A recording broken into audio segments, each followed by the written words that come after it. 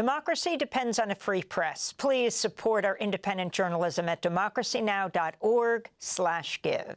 As the world marks 3 years since Russia's full-scale invasion of Ukraine, we begin today's show in Germany, where Friedrich Merz appears set to become the next German chancellor after his conservative Christian Democratic Union, CDU, placed first in Sunday's anticipated election. Merz has vowed to back Ukraine in its defense against Russia's war and has signaled a seismic shift in Europe's relations with the United States in President Trump's second term and his government's growing rift with the European Union. Merz spoke to German public broadcaster ARD Sunday. My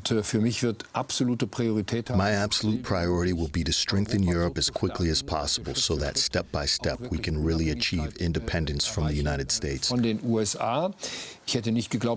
thought I would have to say something like this on a television program, but after Donald Trump's statements last week at the latest, it is clear the Americans, at least this part of the Americans, this administration, are largely indifferent to the fate of Europe.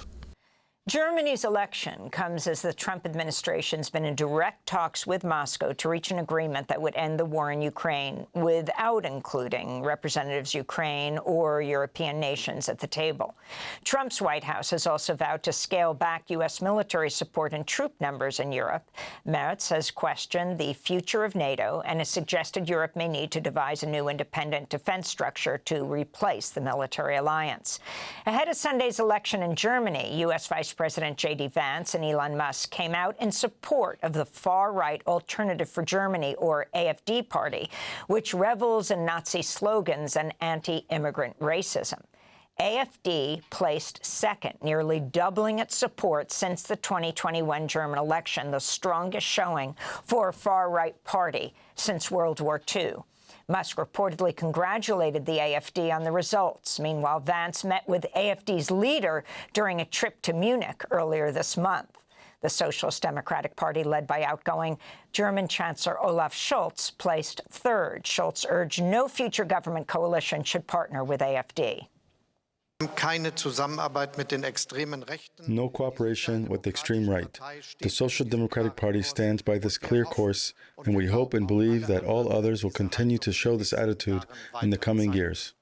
That an extreme right party like the AfD gets such election results in this country, this should never be something we will come to terms with. I will never reconcile myself to this. For more, we go to Berlin, where we're joined by David Bebnowski, contemporary historian and social scientist at the America Institute at the Ludwig Maximilian University, Munich. He's the author of a book about AfD. Welcome to Democracy Now! First, your response to the Sunday election in Germany. Well, thank you. My response is that we saw, of course, a victory by the CDU. We saw a strong showing by the AfD. We saw a considerably stronger showing of the left party, really the surprise of this election.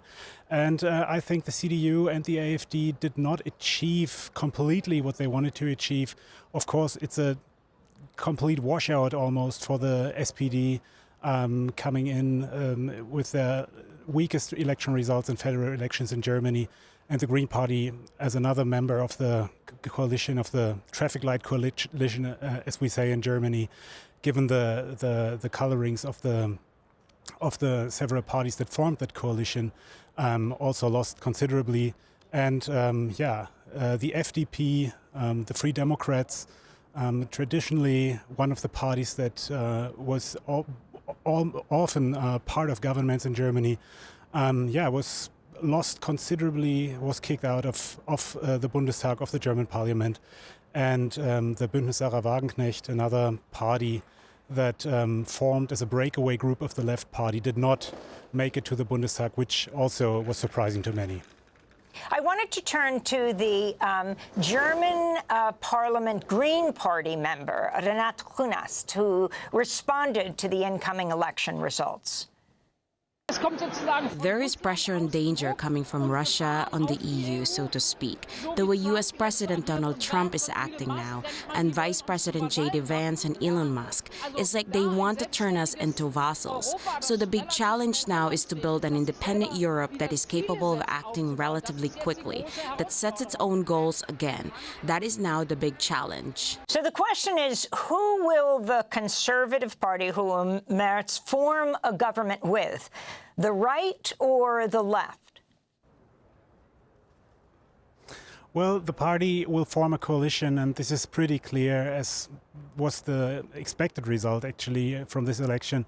Most likely, the government will be a grand coalition, as we say in Germany, between the SPD, so the Social Democratic Party, and the CDU, so Friedrich Merz, who will most likely be in charge of the government, and who will be elected chancellor, most likely.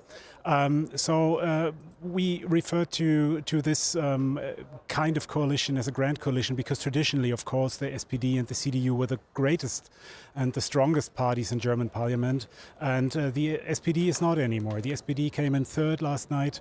The AfD came in second. But there's no way that I think the public would allow for a government between the AfD and the CDU at that time. And who would you compare, which party do you think is closest to the Trump administration? To Vance, who didn't meet with Scholz, but did meet with the AfD quite remarkably.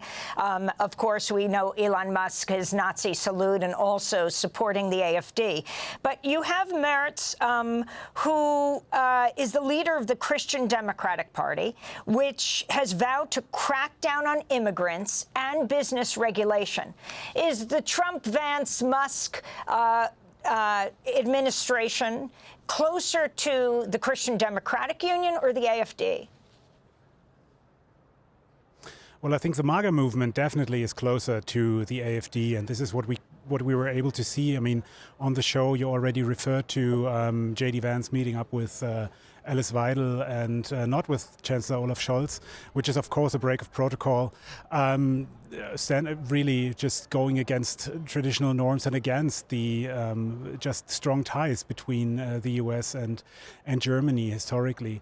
So this is the party of the MAGA movement, David, the significance of this for people to understand that Vance spoke at the Munich Security Conference, and he met not with the Chancellor, but with the far-right, you could either call it neo-Nazi or Nazi-curious party.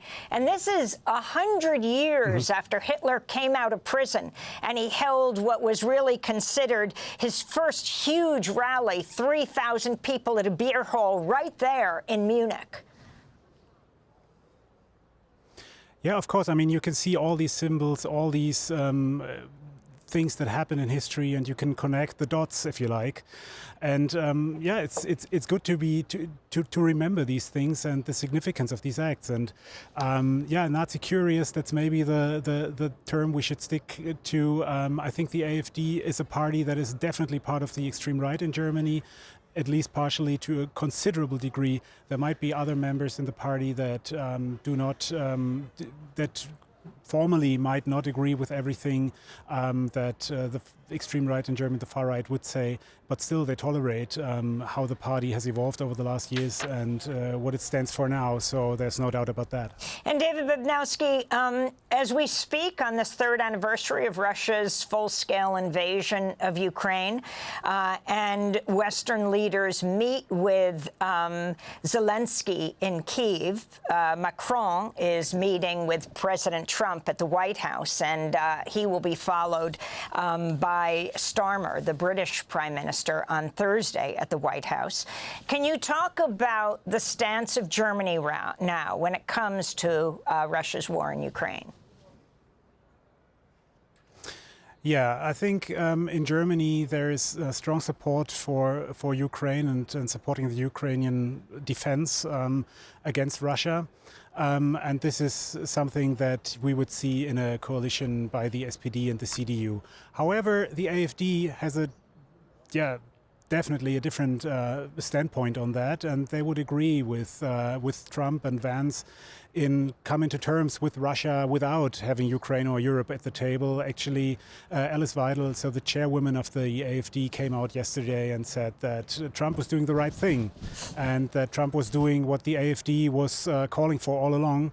And so from that point of view, you see that there's a really just a very, very decidedly different standpoint towards Russia-Ukraine relations and against the war from the AfD than to almost every party from political mainstream in Germany. David Bebnowski, we thank you so much for being with us, contemporary historian, social scientist at the America Institute at the Ludwig Maximilian University, Munich, author of a book on the alternative for Germany, or AfD party. Democracy Now! Is funded by viewers like you.